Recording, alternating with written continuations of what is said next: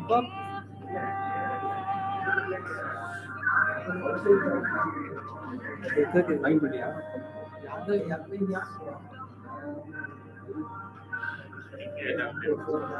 Hello, hello.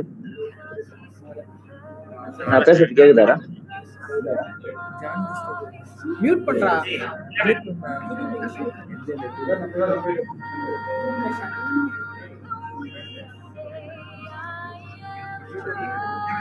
யூடியூப்ல இருந்து போட்டா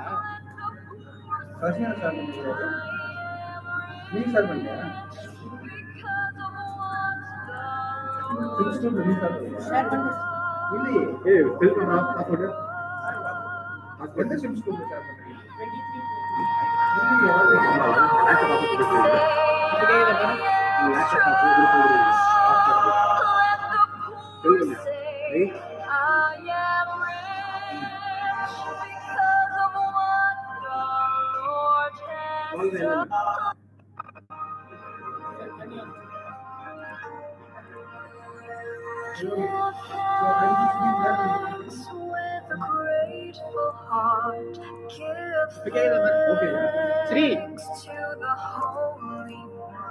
இப்போ கேக்குதா பாரு.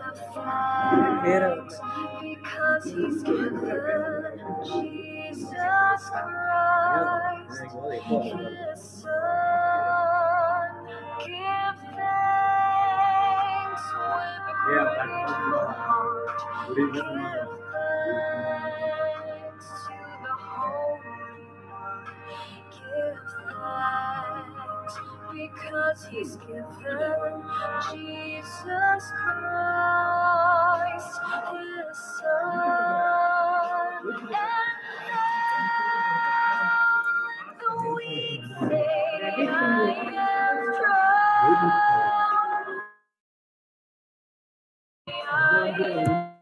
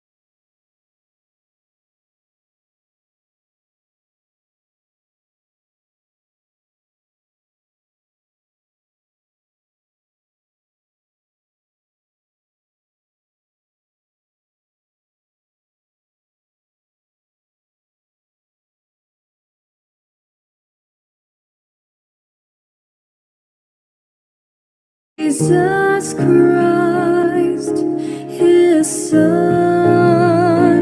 Give thanks with a grateful heart.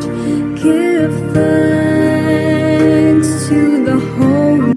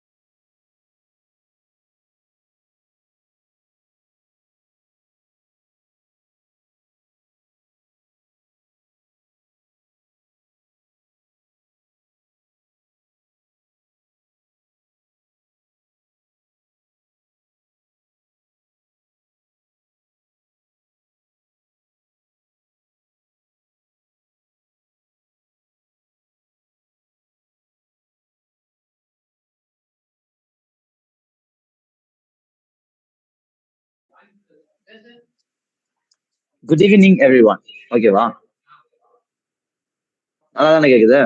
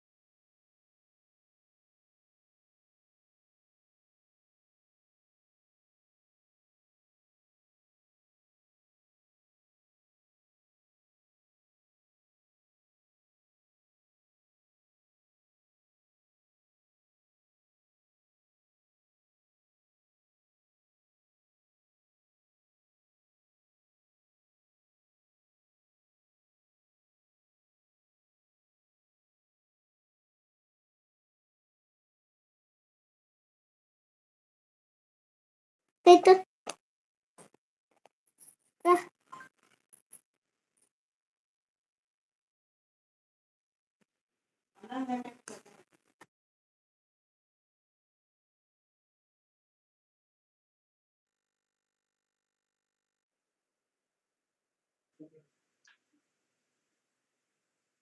Good evening, distinguished speaker and dear participants. It is my absolute honor to welcome you all to the Faculty Development Program, total gathering focused on focal faculty development and excellence in education.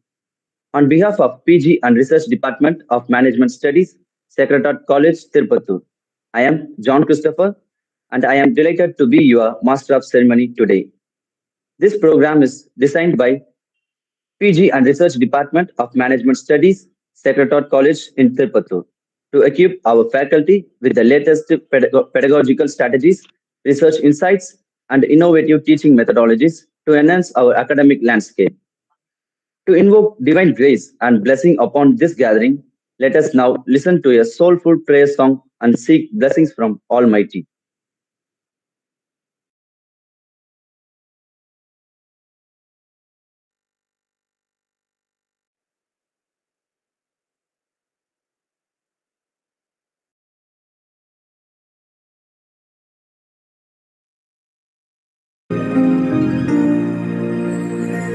Give thanks with a grateful heart. Give thanks to the Holy One. Give thanks because He's given Jesus Christ, His Son. Give thanks with a grateful heart. Give thanks to the Holy One. Give thanks because He's given Jesus Christ, His Son. And now let the weak say, I am strong. Let the poor say, I am rich because of what the Lord has done for us. And now let the weak say, I am strong. Let the poor say, I am rich because of what the Lord has done for us. Give thanks.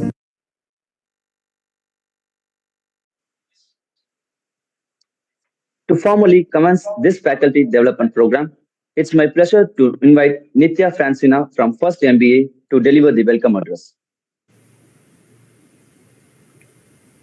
A warm good evening to one and all present here. It is with immense pleasure and gratitude that I extend a warm welcome to each of you to this national level ritual faculty development program. This initiative reflects our collective commitment to academic excellence, professional growth, and the continuous pursuit of knowledge in an ever evolving educational and industrial landscape. At the outset, I wish to express my profound appreciation and extend a warm welcome to our esteemed dignitaries. We are deeply honored by the presence of Reverend Dr. Praveen Peter, Rector and Secretary, Secretariat College, Autonomous, Tirupattur. His visionary leadership and steadfast commitment to holistic education continue to inspire and elevate our institution. Further, we are grateful for your support and guidance. A special welcome to Reverend Dr. D. Maria Anthony Roch, STP, Principal, Secretariat College, Autonomous, Tirupattur, whose dynamic leadership and unwavering dedication to academic innovation have played a pivotal role in fostering excellence in teaching and research. Father, your presence today is truly encouraging. I extend my sincere gratitude and a warm welcome to our distinguished resource person, Dr. Guru, whose expertise and insights will undoubtedly enrich this program. We deeply appreciate your willingness to share your knowledge and experience with us. I would also like to acknowledge the remarkable contribution of Dr. S. Sasikumar, Head of the PG and Research Department of Management Studies, Sacred Heart College, Autonomous, Tirupattur, who serves as the convener of this FDP. His leadership, meticulous planning, and dedication have been instrumental in bringing this event to fortune. A special appreciation to the organizing secretaries, Dr. J. Sasikant and Professor G. Lawrence, whose tireless effort have ensured the seamless execution of this program. I extend a warm welcome to my fellow faculty members for various departments. Your active participation is a testament to your commitment to continuous learning and academic excellence. Lastly, I extend my heartfelt appreciation to all the participants joining us from different institutions. Your enthusiasm and dedication to upskilling and reskilling are commendable, and I am certain that this FDP will provide valuable insights and meaningful takeaway for your professional journey. As we embark on this enriching academic discourse, let us engaging in thoughtful discussion, share knowledge, and collaborate toward fostering a culture of excellence in education. Wishing you all a productive and insightful faculty development program. Thank you. Thank you, Nitya Francina, for a warm welcome. A distinguished event like this becomes even more special with the presence of an esteemed chief guest. To formally introduce our honored chief guest, I now invite Josephine Reena from First MBA to introduce the chief guest. Respected dignitaries, faculty members, participants, and esteemed guests, good evening to one and all present here. It's my pleasure to introduce to you today's chief guest, Dr. K. Guru, a dynamic and accomplished professional. Dr. Guru is currently serving as the Associate Professor and in charge of the School of Management Studies at Takshala University. He holds a B.Tech, MBA, MPhil, PG Diploma in HRM, and PhD, showcasing his commitment to academic excellence. With 12 years of teaching experience in areas such as human resource management, marketing, operations, and information management, along with 4 years of experience in the healthcare sector, Dr. Guru is well versed in both academic and practical applications of business management. His achievement includes awards like the Excellence in Teaching Award and the Best Young Faculty Award, recognizing his innovative approach to education. Dr. Guru is also an active researcher, having authored multiple books and published over 35 research journals. He is a life member of the Indian Society for Technical Education and a member of several other professional organizations, contributing greatly to his field. Beyond his teaching and research, Dr. Guru has also contributed to technology and innovation with several patents related to blockchain and IoT. He has mentored various AICTE founded projects and is a qualified trainer for entrepreneurship development programs. It's a privilege to have Dr. Guru with us today, and I'm sure his insight will be invaluable during this faculty development program. Let us all warmly welcome Dr. K. Guru. Welcome you, sir.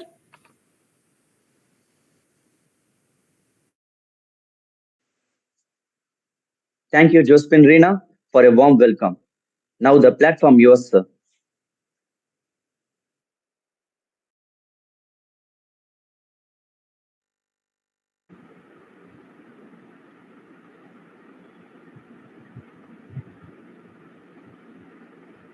Thank you for wonderful introduction. Is it I'm audible? Yes, sir. Yes, sir. Yes, yes. Thank you. First of all, I'm glad and I'm thankful for this opportunity because uh, for so many days I was into some other research work, so I'm not able to participate in the webinar. For after a long time, I'm into webinar sessions, and that too my favorite topics. I'm thankful to the HOD Sasikumar sir and Sasigan sir for giving me this opportunity, and that too particularly for giving a talk on transforming management education in Industry 5.0. So this is a very important thing which we have to discuss, and particularly in this FDP, I hope already in the previous session a lot of the things were being shared, but still I try to give a brief introduction about UCAB and ESG, and also how we are going to implement and what are the lags we face as a faculty. So it's my pleasure to take this opportunity to discuss with all, and particularly, I want this session. Definitely, it will be like a discussion, not like a lecture. So definitely, I expect interaction from all the participants. And once again, I thank for this opportunity.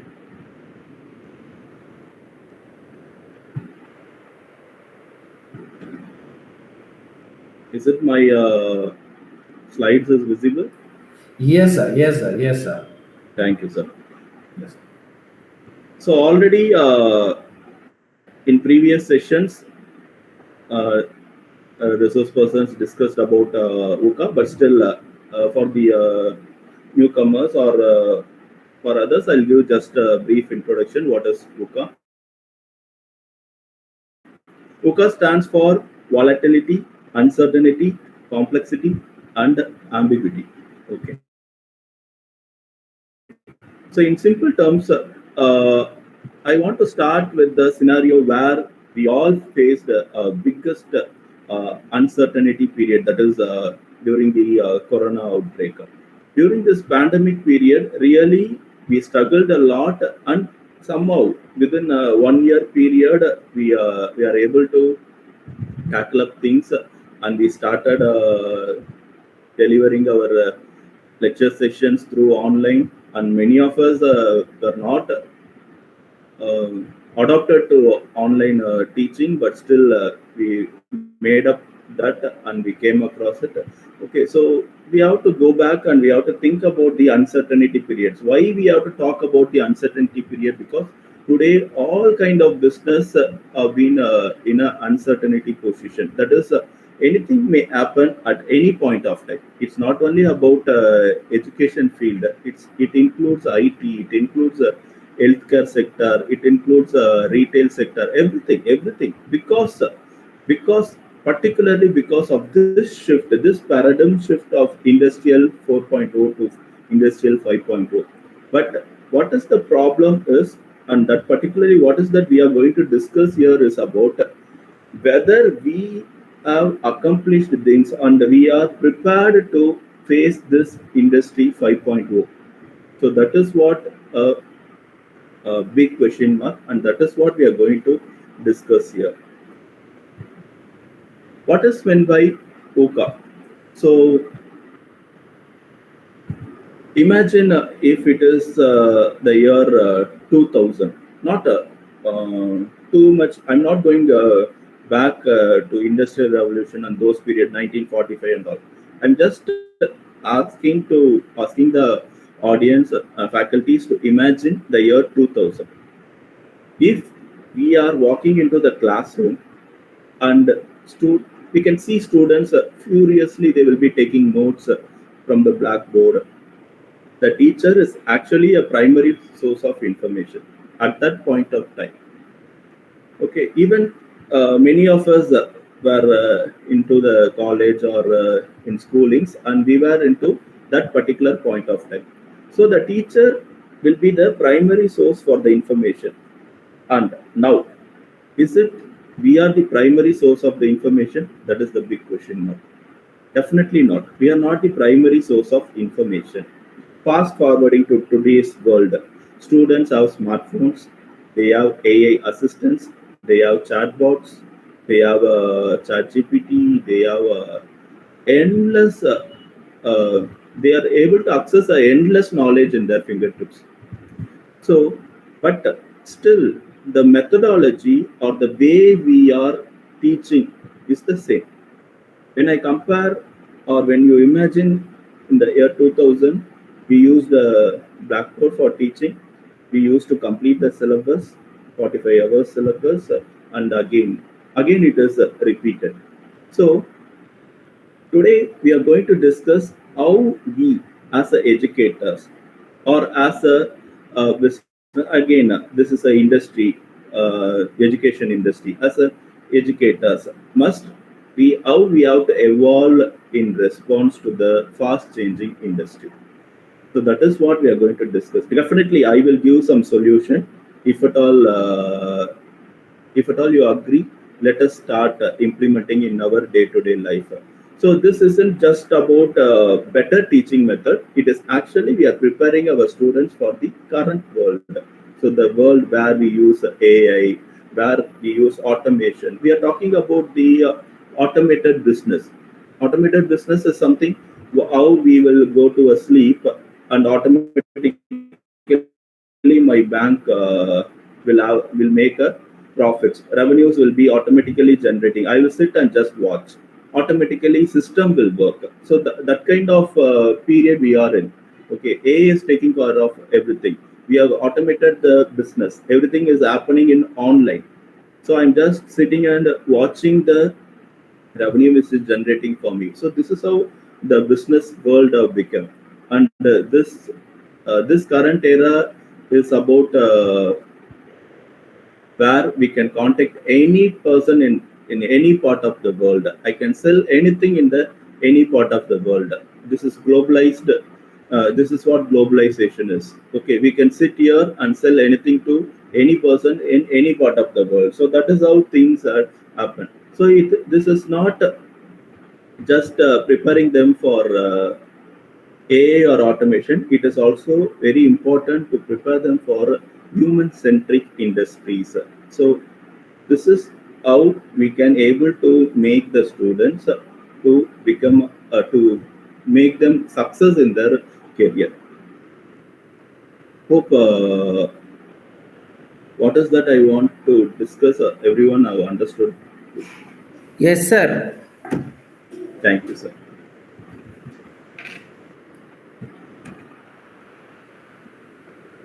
What does it mean for leadership strategies? When we speak about UCA, so it is a part of leadership strategy. Okay, think in a revised way.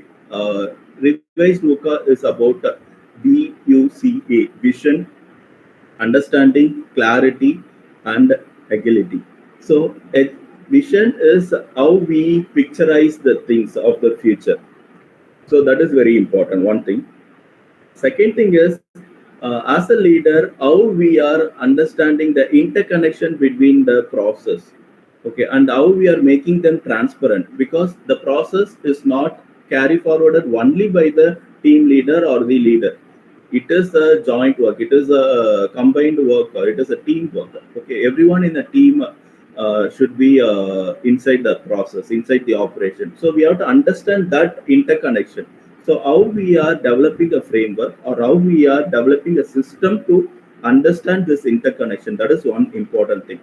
And we have to make that process or make that system very transparent. It is not that something which we have to discuss only to one particular person who are involved in that particular task, because there may be plenty of tasks, task 1, task 2, task 3, task n, but all the tasks will be carried forwarded by, or will be done by the teammates. I mean the team, it's a teamwork.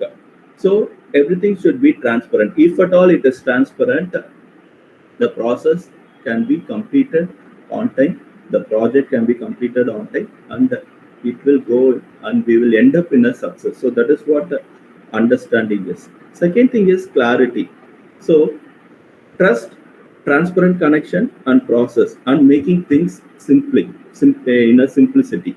Simplicity is not in a brief way, but in a clarity way. So we should be clear in our approach. That is what clarity is about. Then important thing is agility. Agility is to promote a consistent culture for making decision and accounting for mistakes.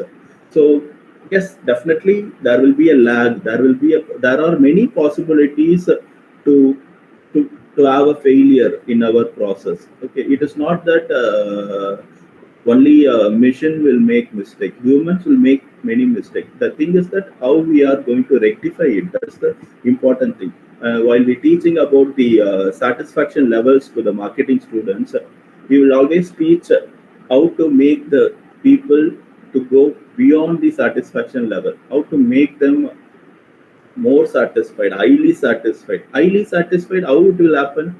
Whenever we make a mistake, whenever we rectify it, that time they will go to the delighted position. That time they will get highly satisfied. It is not that people will directly move to the highly satisfaction level. If at all people go to a restaurant, they are having their breakfast or they're having a dinner. Okay, either three things could happen. Either they will get satisfied, or they will stand neutral, or they will get dissatisfied. But apart from that, for getting not only satisfaction is, yes, every business their goal is to make their customer satisfied, but still we have to work to make the customer go beyond the satisfaction level, that is to the delighted position. For that, what are the steps, what are the actions we are taking forward? Okay, that is very important.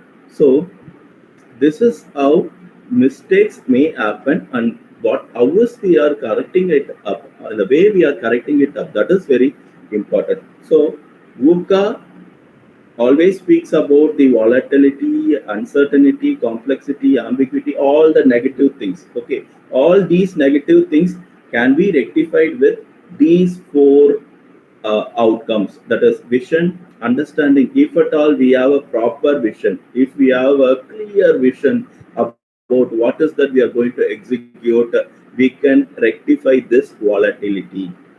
If at all we understand the interconnection, we are uh, uh, highly interconnected and highly transparent, definitely we can we can overcome the uncertainty. Uncertainty may happen at any point of time, but we have a proper understanding between the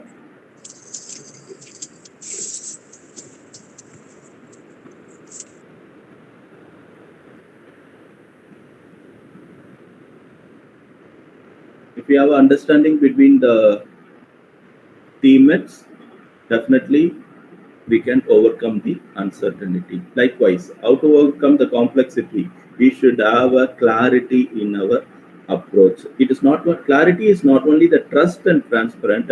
It is something like clear in our vision, clear simplicity. Okay, how we are executing things in a shortest way, in a easiest way. So that is what clarity is about. To get rid of this complexity, we are making the things more easier to uh, accomplish it.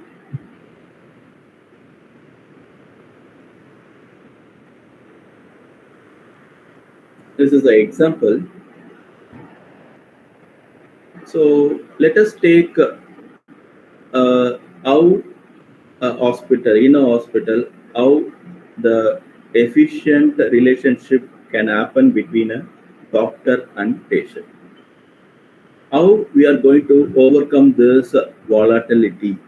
It is through certain things like we can balance between the cost and tariff, and we can work on the purchasing power. We can work on the risk of dropping out of the treatment plan. So it is not that whenever a patient comes, it is not a that I'm telling that we have to convince all the patient to undergo surgery. It is not like that. Okay, the patient should, whoever coming to the doctor, they have to go for the further treatment. So that only will show the efficient relationship. It is not that the hospital, the winning hospital is the hospital which have a new patient more number of new patients. It is the hospital which have more number of review patients. Because if a doctor is able to have a efficient relationship between the patient will repeatedly come to the doctor or repeatedly come to the hospital. So even in the uncertainty period, even in the volatility period, how to get rid of this uncertainty? As I said in the earlier slide, the level of satisfaction.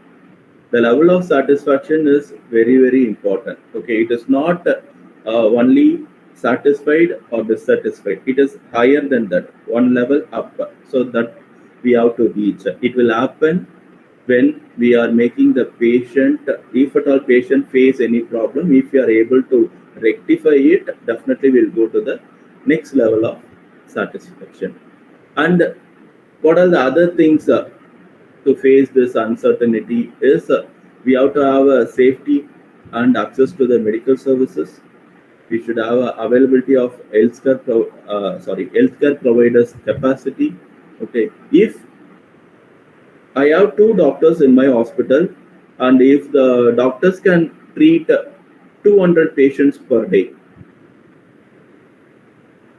but I'm receiving only 100 patients. So as a business person or as a manager or as a management people or as an educator, what is that you will do in this situation? This is the question I'm posting to the audience. Maintaining cordial relationship with the patient, sir. Maintaining cordial relationship so that the rapport will make us to engage with the patients. Fine, Dr. Sarthik. Actually, my question is, if at all you have appointed 2 doctors, each doctor is capable of treating 100 patients per day. So totally per day, both the doctors can treat 200 patients. And you are paying for the doctors. Maybe let us assume that you are paying 2 lakhs for each doctor, totally 4 lakhs per day, just for example.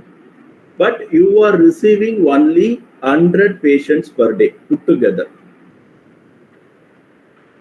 What you will do? Think in a business perspective. Might be the branding has not done up to the mark. Self-branding has to be done.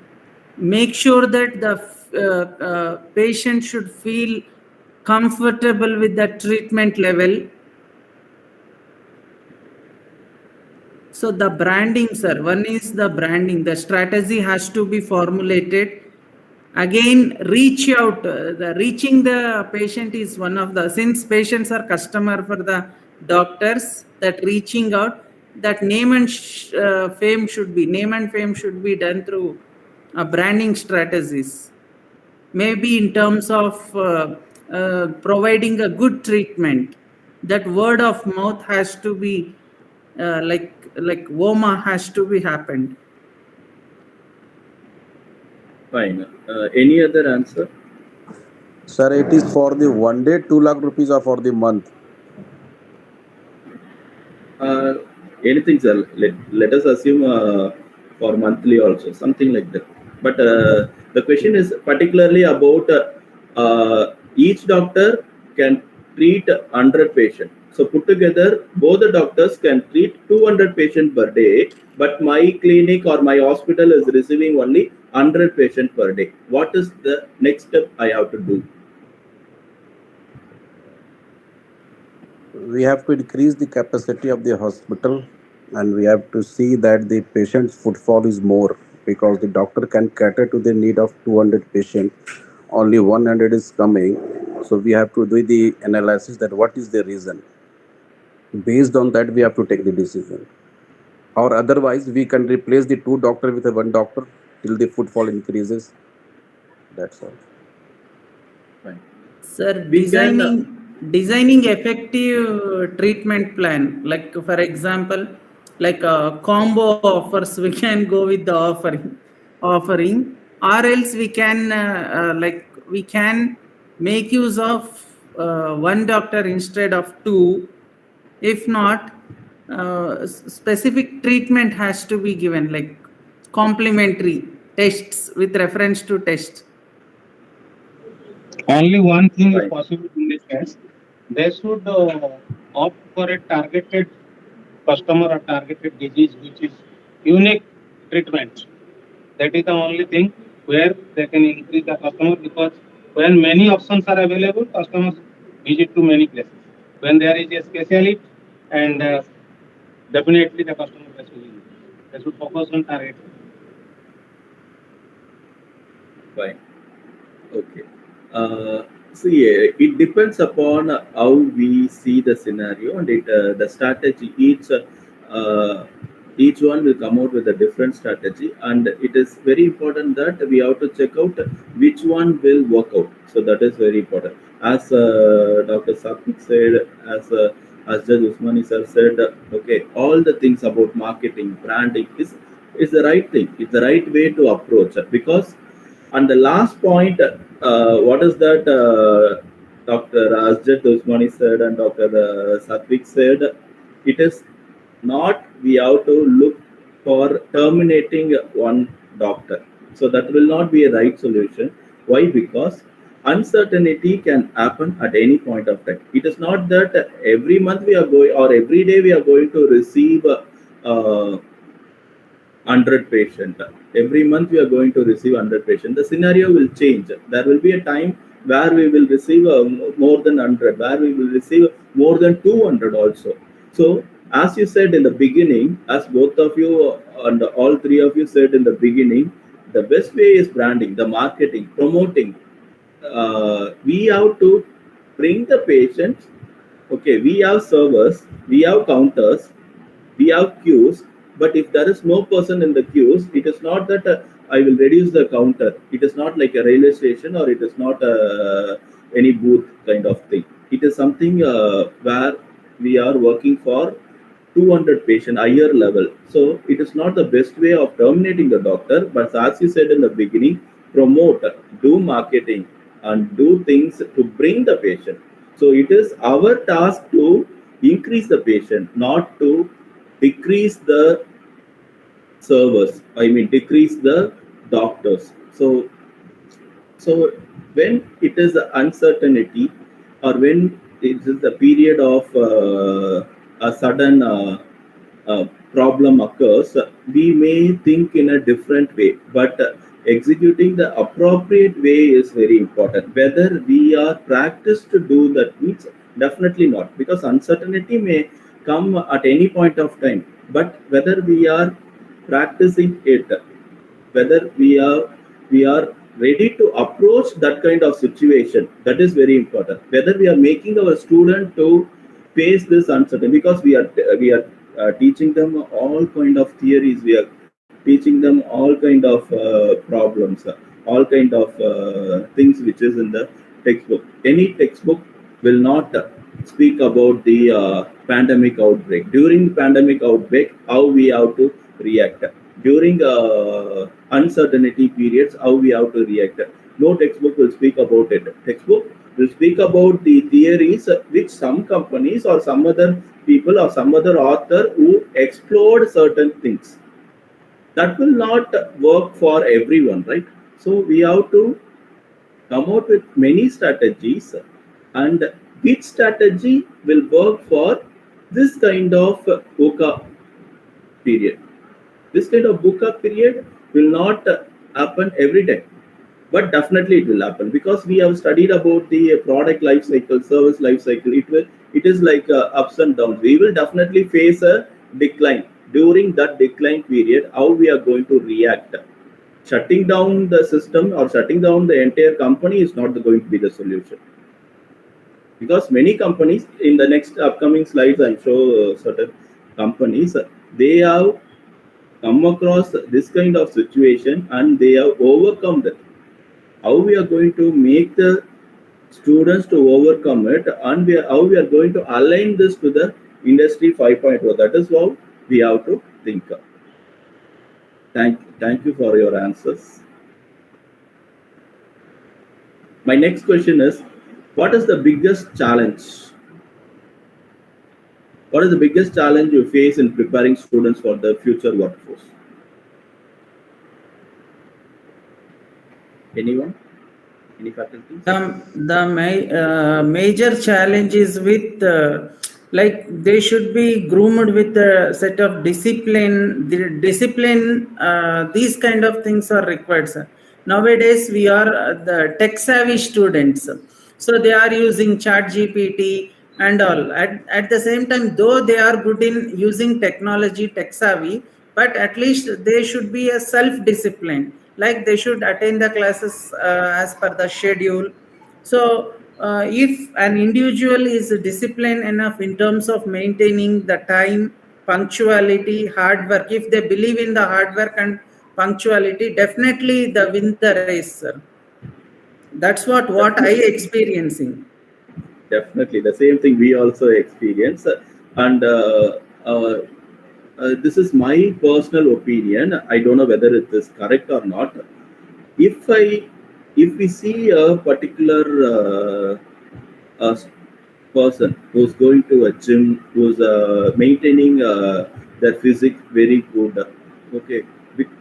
So what is that we can understand from them is the disciplinary system, what is that they are following. Because it is not an easy thing to maintain a physique, to concentrate uh, on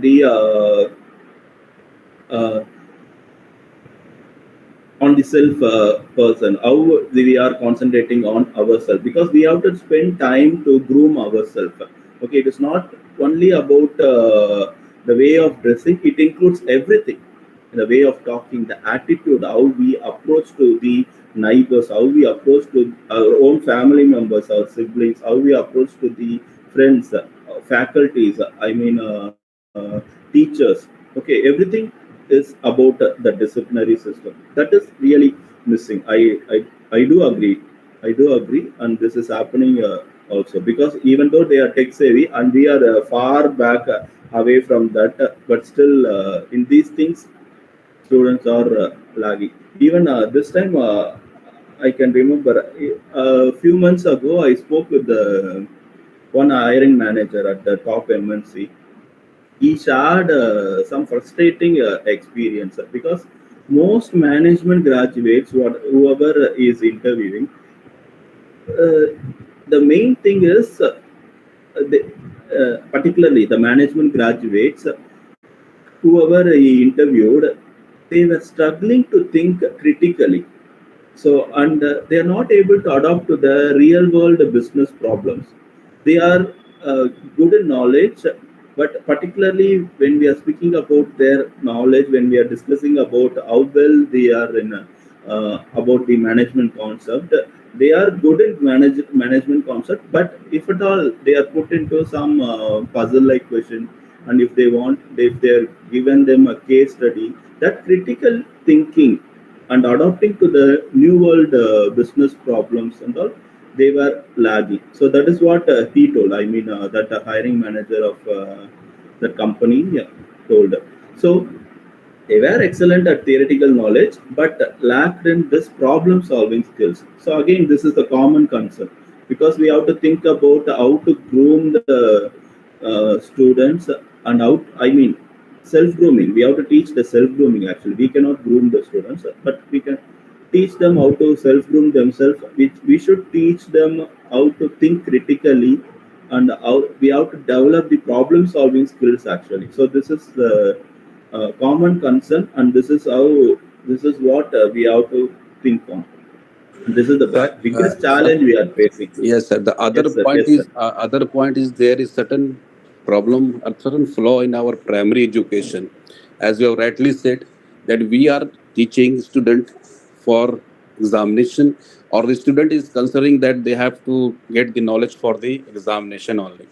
They are not gaining the knowledge for their future. So our examination system is based on just to mug up and to answer. It is never based on the critical thinking. So first we have to change our examination system, in which there should be not a question on which you have mug up and just you have came and answered it. Critical thinking should be a vital role in the examination system. Second point, reform in the primary education. Start teaching a student about the critical thinking from standard 6 and standard 7. When they are coming to have a classes in graduation, their mind is already been set up that they have to do something for the examination. So that is the problem which is having in our education system, that we have to do it. We have to start from the primary level. That is my submission to you.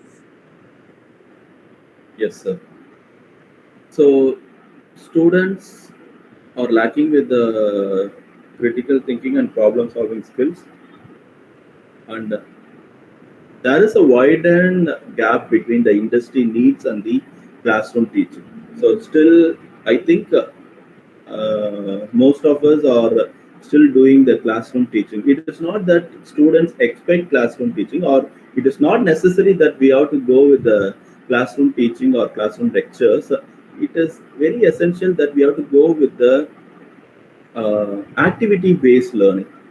So today, industry 5.0, we entered into the industry 5.0. This shift from automation to process, whether we are capable of I mean fulfilling this gap, means this is a big question mark. Dr. Arun, sorry to interrupt for the flow of thought process. So we have another 5 to 8 minutes to conclude, and we'll move on. We'll have more time for Q&A session. Sorry to interrupt. Yes, sir. Yeah, thank you. Yes. So today, industry 5.0, it is not about AI, it is not about IoT, it is not about robotics, it is not about big data. It is only about human machine collaboration. Because no more programming, no more coding, everything is gone. We are completed with entered into the AI. Now whether we have to think about only ethical AI, sustainability, human machine collaboration, these three things. So we have to think about whether we are currently teaching methodology is fit into these phases or not.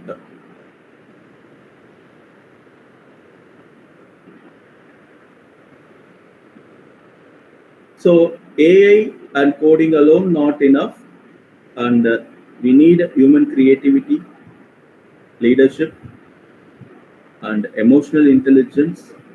All these three things are going to play a major role, and these are the required skills from the students, which should be taught to the students.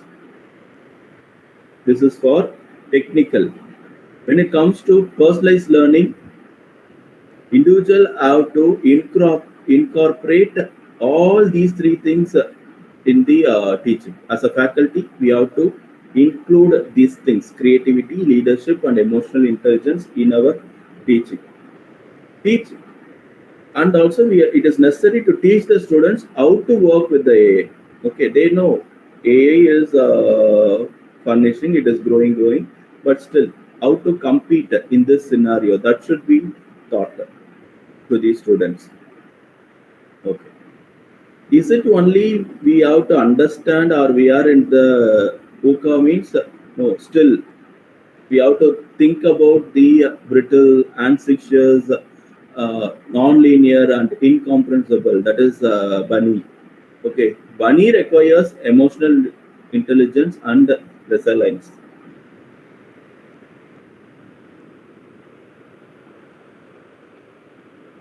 ESG, many corporates started speaking about this ESG. ESG is particularly about climate change, sustainability, and S stands for social, diversity, ethics, well-being, and G stands for governance, transparency, and leadership. My question is, if you are a CEO or owner of a company, how would you embed this ESG into strategy?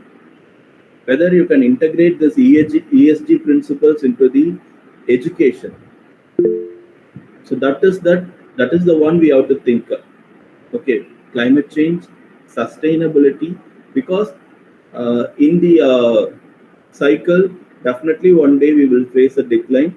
Okay, before decline, how long we are sustaining in the growth period or in the maturity period, that is very important. That should be thought.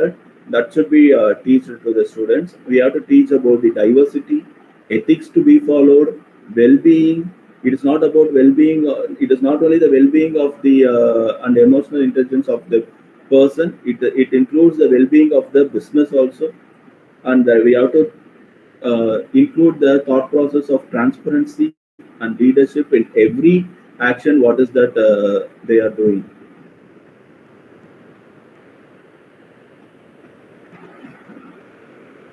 Okay, coming to the solution, how we are going to reskill the faculty in future of teaching.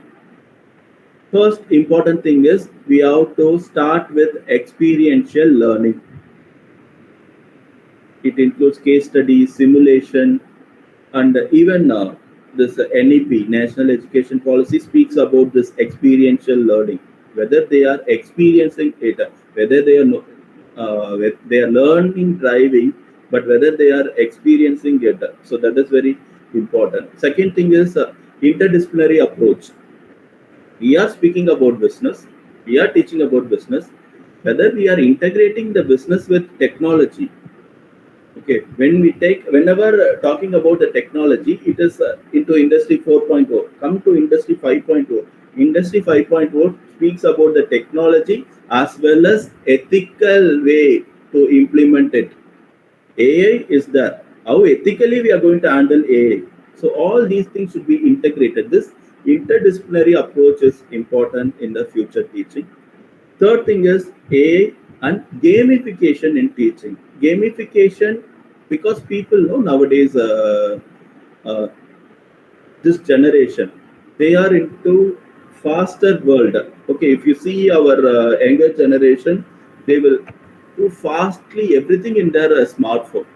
Okay, so gamification in teaching is important, and simulation is very important. Continuous learning, because it is updating every year. Every year, like when we take our smartphone, all the application will ask for update every time. How many times we have to update it? Because technology is growing. Every time they are finding a new bug, so they are rectifying it, rectifying. Likewise, teaching faculty should also have a continuous learning. And one for more important thing is reverse learning. Reverse learning is something what we have to learn from the students. It is not a mistake. It is not a problem to learn from the students. It is like a give and take policy. Okay, we share something what we know. They will collectively implement things what we are sharing, and we will collectively teach what is that we are get back from the student. This reverse learning process should also happen in the upcoming era. I mean, in the future teaching. Dr. Guru, No follow-up. Yes. Dr. Guru, can we restrict it another 2 minutes? Can we conclude in another 2 minutes? Yes, sir, I'm complete. Yes, sir. Thank you, Dr. Guru.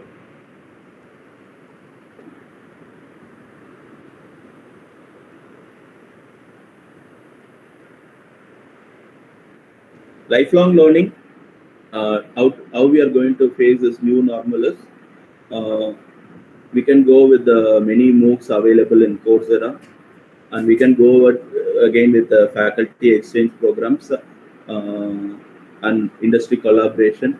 We can have more AI and tech workshop, and further move to the long-term teaching. I just give a case study. These are the universities: MIT, Sloan, Stanford, GSB, Indian School of Business, ISB. If you go through these website, you can understand how these business schools are adopting to the transforming management education in a new way. They are adopting the sustainability ESG in their and particularly how they have transformed their curriculum in a new way. If you have a possibility, go through these schools, and they have implementing the transforming management education actually. Finally, to conclude, we must teach adaptability, resilience, and ethical leadership. Future education is not about information. Okay, stop giving information, because information is readily available with the students. We are not the primary source of information. No more we are primary information, but we have to bring the transformation. That is the actual objective of the teachers nowadays. How we teach today determines how students lead tomorrow. With a quote, I'll wind up. The illiterate of 21st century will not be those who cannot read and write, but those who cannot learn, unlearn, and relearn. Thank you all. Thank you, Dr. Guru. Actually, your thought process is very, intellectual, and actually you were, dealing with the topic that is transforming management education in industry 4.4, 5.4, reskilling faculty to integrate VUCA, BANI, and ESG into curricula. And then I think the major takeaway from your session today is like, apart from this VUCA, BANI, and ESG, the revised VUCA, that is vision, understanding, clarity, and agility. I think that is one of the major takeaway from this session to the participants here. And also, you have just enlightened the faculty, the participants here. How we can inculcate in our teaching and learning process and take to the student and taking some of the methods to the classrooms learning, that is technical to adaptive, and standardized to personalized, and automation to human convergence of human intelligence and artificial intelligence, or human and AI collaborations. And also some of the methods you have enumerated are just given are, the participants can take home as experiential learning, interdisciplinary approach, that is business, tech plus ethics, and AI and gamification, and continuous learning process, and reverse learning. I think that is one of the major thing that I think every faculty, I think the faculty members should learn reverse learning, because we are all technology adaptive, and the today kids are technology born kids, and I think they are able to manipulate the technology. I think we should never ever fail to learn from the students as well. That is, I think, one of the major learnings, I would say, Dr. Guru, from your presentations. And you start with live learning and how to do the new normals. Okay, thank you so much, Dr. Guru. Thank you. Thank you, sir. Thanks for the informative sessions and given to the participants as well as to us. So, Dr. Guru, there is one question that is posed in the messages by the participants are, I think the attention deficit and no clear goal setting by the students is the problem now. How to overcome it?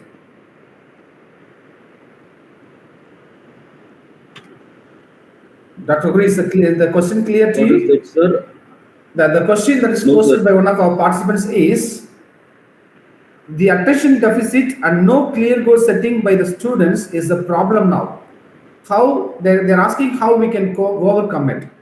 Okay, fine. Yes. Sir, again, I have to go back to the previous slides. Why? Because attention, it is not a attention deficit. They are faster than us. So they are, you see, they are very attentive whenever they are playing a game. They are very attentive whenever we are conducting a, that's what I said. Don't, no need of going with the lecture session. Instead, we can go with the activity-based learning. Give them an activity. Okay, so they cannot learn, sir. They cannot read the book continuously. It is not. It is the period before 1990s. Before 1990s, we used to read textbooks. No more textbooks. I have never seen people visiting a library to read the textbooks. Even they are not reading the comics or what all the things we did. So it is entirely different. Everything is readily available in the online also. They are reading in online. Even they are sharing the notes in the WhatsApp or some other social media groups, and then they are reading it out. But still, they are faster actually. It is not they have attention deficit for certain things. They are showing their good, they have a big attention power and all.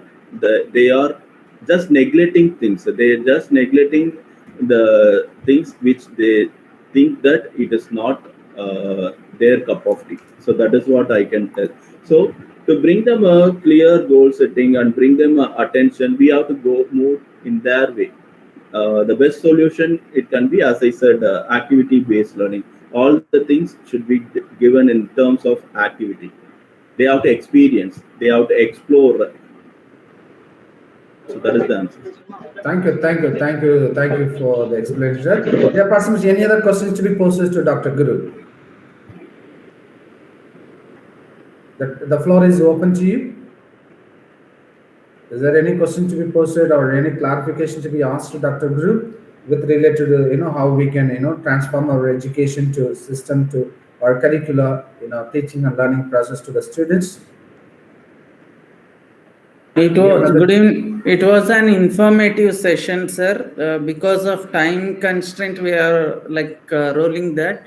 But when it comes to the industry 5.0, we are facing some of the challenges as the students were not attentive. We are discussing in this regard. But how to think, how to make them to involve in this academia more. As earlier we used to refer the textbooks, library, that was the major source for us. But now the present students, they are not even focusing on the materials, even self-learning materials if we provide also, they are not. They are only tech-based. How to make interactive with reference to the how we can bridge the gap between industry and academia, sir? Again, this is the question actually I posted during the session. The thing is that the people, as you said, students, we are not the primary source. They are not following up the textbooks. Okay, because they are getting the answers from the ChatGPT. Google, ChatGPT, everything is readily available for them. And so make the things, no need of textbook, because they are learning resources something different. Okay, let us not worry about their learning resource. Let us start giving them activities and case study, because case studies of a real time or on your own, if you are developing any cases, definitely they will build their problem solving skill. So now it is not that we should teach the things which is in the textbook. We should teach how they are critically thinking, how we have to induce their innovative skills and creative skills, and how we are making them to do the problem solving process. For this, definitely activity based learning, and more importantly, case studies will work out. Sir, thank you. Thank you so much for your insights. The concern here is, sir, in if we are involving them to go with the simulations, the case study participation, at least the concern here is they should have the basic stuff. If we ask what is the, we take any finance or marketing or HR concepts, if they doesn't know the concept, basic concept, how we can, this is what we are facing the challenges. Still the students, because the pandemic was a big hit, I can say, on the academia.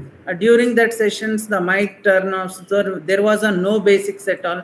The students, they are the pandemic batch students, those who are pursuing MBA now, they are facing literally, it was a bad hit. So they are not good at conceptual skills. For such kind of students, do you think gamification is a better? I will not accept this because students may not know the concept. No, students know the concepts actually. We only always worry that we have to give them a basic concept. We have to teach them a basic concept. They know the basic concept. Let us assume that they know the basic concept and move forward. If at all we want to teach the basic concept, means again we have to go back to the textbook learning and those things. Please assume that students know the concept, because we have a generic elective period, and every week we will have 2 hours of generic elective period. Generic elective is the elective course which the student will take up. Okay, so we actually delivered, because we are into School of Management Studies. We delivered digital marketing. So people who come and take up a digital marketing or stock market from School of Management, all the variety of students, all the students are diversified students from health science, from physiotherapy, from arts and science, from engineering. Okay, all set of group will come to us to study this generic elective. Whenever I teach or we teach about stock market, or whenever we teach about digital marketing, most of the students are well aware about that concepts. Before we teach, they will say, I already invested, my stock is performing this much. They will have a data sheet.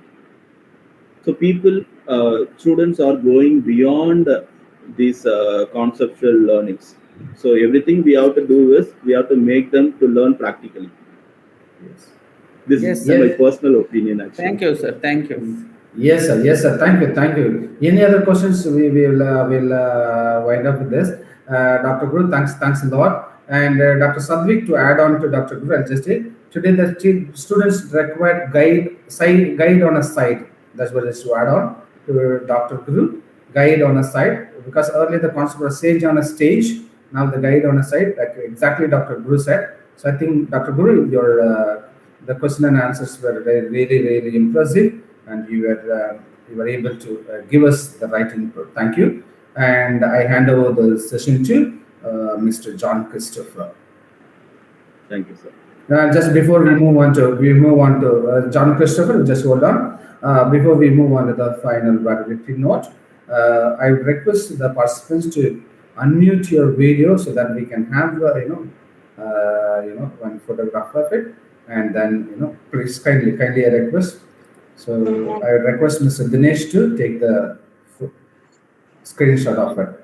Mr. Dinesh? Yes, sir.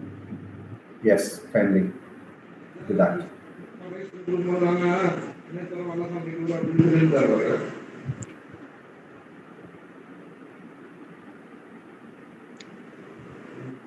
Hello, sir.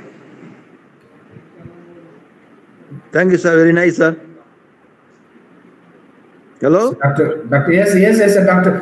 Dr. Guru, there he is thanking his Professor Very nice, sir. The class is very inspiring, sir. Thank you, sir. Very much Thank you, sir. inspiring. Thanks a lot. Thanks a lot. Dinesh, Mr. Thanks a Dinesh, lot. have you taken the screenshot of it? Can we move on to the finals? Yes, sir. Yeah. So thank you, dear participants, for your active and interactive, especially Dr. Sadvik, Azman, and almost, it was really interactive sessions. We appreciate for the future other coming days to be more interactive, and have a wonderful day. And I hand over the session to Mr. John Christopher.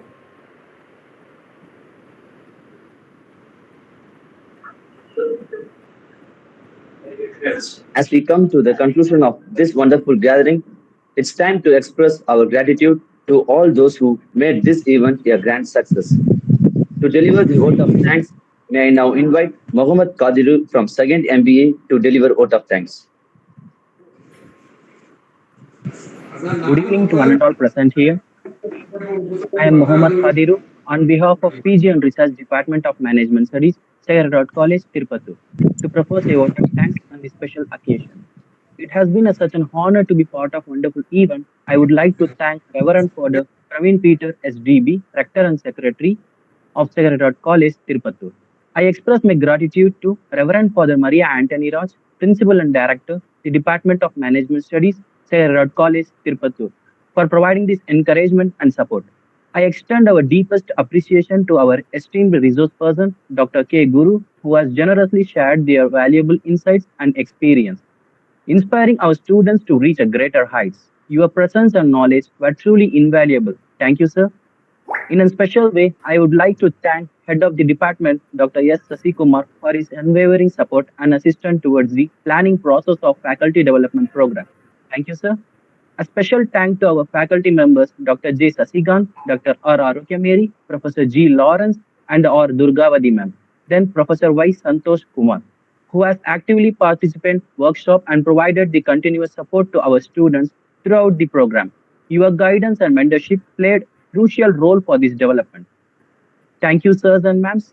I would like to thank Mrs. Nitya Frenzina for welcoming gatherings. I would like to thank Mrs. Josephine Rina introducing the chief guest. Then I would like to thank Mrs. John Christopher doing the master of ceremony. Then I extend my heartfelt thanks to our all participants who actively engaged in this session, embracing new challenges and demonstrated a genuine eagerness to learn and grow. Your enthusiasm was driving force behind the program's success. Once again, thank you all.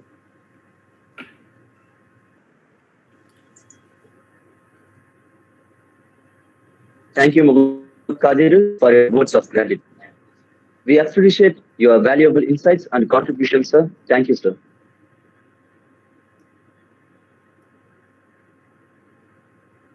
Thank you, dear participants. You can leave the meet, and we'll meet again the fourth day tomorrow, the virtual national level FDP program. Thank you so much.